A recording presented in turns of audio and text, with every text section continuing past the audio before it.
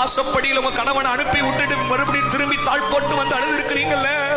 நிறைய ஆண்கள் நம்மள வாகனத்துல போகும்போது, வீட்டை விட்டு தூரமா இருக்கும் போது மனசுக்குள்ள எப்படி ஃபீஸ் கட்ட போறேன், எப்படி என் குடும்பத்தை கரை சேர்க்க போறேன், எப்படி கேவலப்படுத்தின வாசலுக்குள்ள அந்த கல்யாணத்துல கேவலப்படுத்துறாங்க, அந்த காதவுத்துல கேவலப்படுத்துறாங்க, என் சபைக்குள்ள கேவலப்படுத்துறாங்க, எப்படி எங்கெல்லாம் உயர்ந்து காட்ட போறேன்னு யாருக்கும் தெரியாம தான் இருந்தீங்க.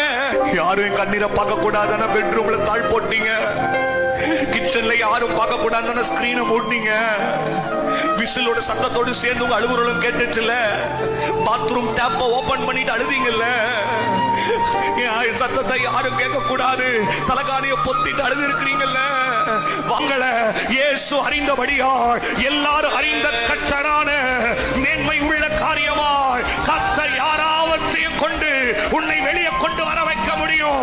யாரும் அறியாத கொப்பேரி மரத்தை வச்சு ஒரு ஊரையே காப்பாற்ற முடியும்னா, யாரும் அறியாம செபிச்ச உன் சபம், யாரும் அறியாம வடித்த உன் கண்ணீரை இயேசு